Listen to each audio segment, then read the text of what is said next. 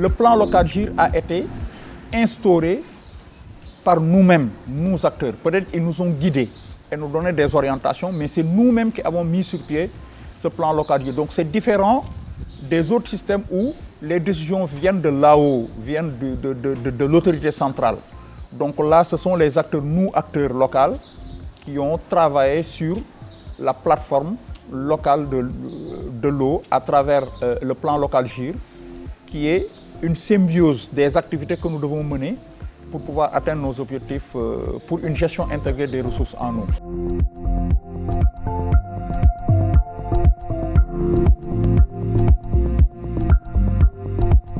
Tout d'abord, nous avons fait une formation sur comment identifier les différents types d'ouvrages qui en fait, en général, de manière générale, existent dans ces zones. À l'issue de cette formation, après, nous avons zone bi ñu répartir ko parce que liñ fi jël fofu non comme répartition moy ni ko dañoo jël si les enquêteurs ku nekk fa nga dëkk ñu yobbu la fa comme ça que mom si le producteurs yi ak en fait ña fa dëkk non gën la mëna nangul gën la mëna nangu yow bo ñëwé ci fofu ñu ma gën la mëna accepter pour nga mëna def ouvrage parce que fekkente ne dañu jël une autre personne bo xam ne dëkku zone bi xamuñu ko su ñëw bëgg def enquête gaay mëna ñoo bañ donc le fait que confiance, les relations de confiance du bëri noonu. Le recensement des ouvrages hydrauliques devrait à terme nous conduire à savoir le nombre exact d'ouvrages hydrauliques, les quantités puisées journalièrement pour pouvoir amener des correctifs qui puissent vraiment amener à une, comme on le dit, à une utilisation rationnelle de cette eau-là qui n'est pas une ressource inépuisable.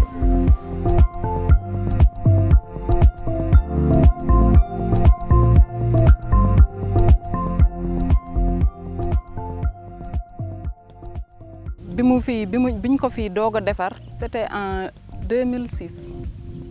dafa amoon ndox bari woon ndox lool macha allah ñu defoon ci pisciculture agriculteurs yi nekk fi ñoom tamit ñu fiy bay ñu ciy gis seen bopp ñu dem ba loolu yëpp amatu fi li ñu njëkk a def mooy ñu ñëw saytu bassin bi maanaam ñu wut benn consultante bu Eaux et Forêts nga xamante ne moom moo ñëw def diagnostic gu bassin bi bi mu ñëwee bi mu defee diagnostic gu bassin bi ci la génnee rapport bi lépp li nga xamante ne bassin bi ca boobu ba fi ñu toll tey nii lépp mu def diagnostic bi mu tënk lépp def ko ci livre bi bu ma sañoon li nga xamante ne boobu ba tey ñu ngi koy mëbët ñu gis ci suñu bopp bassin bi par exemple mu delluwaat fu mu nekkoon.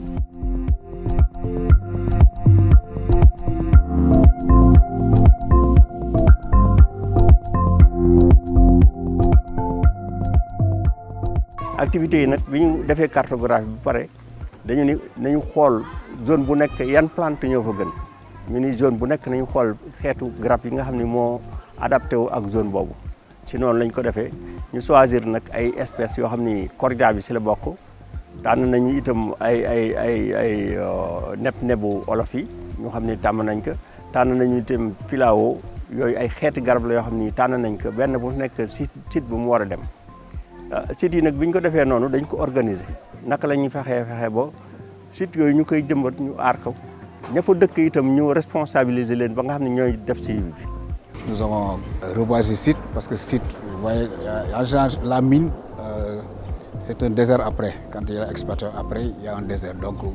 il est important de reboiser, surtout dans une zone où il y a une forte pollution. Donc, ces industries-là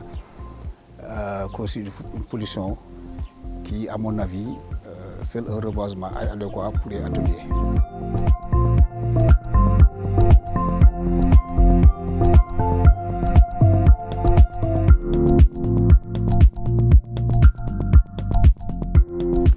lu tax nag site bii nag ñun ñu choisiroon ko pour liggéey pour Cornopé la parce que site bii dafa nekk site boo xamante ni boo leen xoolee daal woon am ñax ndax lan ndox mi daal woon taxaw fii parce que dafa tiim bassin bi ba pare ndox daaw fa woon taxaw ndox mu ñëw rek day walangaan dem du taxaw moo tax bu ñu choisir site bii tamit ñu def fi cordon bi bu ñu si defee cordon bi yaakaar naa gis na ne njëriñ bi parce que ñax maa ngi nii nag yi wax dëgg yàlla jur gi am nañu lu ñuy lekk fu ñu toll nii parce que ñax mi macha allah jot nañ fi tamit samp ay garab yaa ngi nii yaakaar naa ne kon njëriñ bi gis nañ ko fii lu tax ñun ñu xalaatoon pour ñu def ko fii gis nañu njëriñ bi ginnaaw njëriñ boobu nag luñ si gën a bëgg mooy àll bi mu nekk àll boo xamante ni day naat lan moo koy naatal mooy ndox mi nan la ñuy mën a def ba mu taxaw mooy li ñu def nii li ñu sumb liggéey nii te liggéey bi pareegul gis ngeen garab yaa ngi nii di commencé màgg te boo leen xoolee ay at ci ginnaaw amul woon garab amul dara waaye depuis bu ñu duggante ak waa GRET ak waa DGPLO ba léegi ñuy def ay corno PLE àll baa nga am changement bu baax a baax. Nous comptons mettre sur pied aussi au niveau des milieux scolaires des infrastructures qui à long terme vont permettre d'enrayer donc l'insalubrité dans ces milieux scolaires et d'instaurer surtout et de mettre surtout des sanitaires, etc., qui pourraient aider à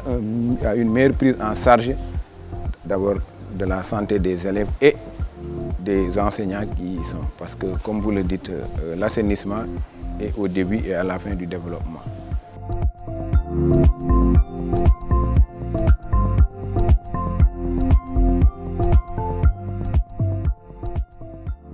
Il fallait définir les principes de base que nous avons partagés avec les cibles. Alors, comment enquêter, qui enquêter et pourquoi enquêter. Au total, nous considérons que l'utilisation des produits chimiques a encore de beaux jours devant elle, mais que, disons, le réflexe est déjà installé au niveau de certains producteurs qui commencent à se mettre à l'évidence que les produits organiques, les produits bio peuvent être une alternative à une agriculture compétitive. Maintenant, cette dynamique-là, il faut qu'elle soit accompagnée par les pouvoirs publics. Il faut aussi que le travail de sensibilisation, d'information et de communication se poursuive.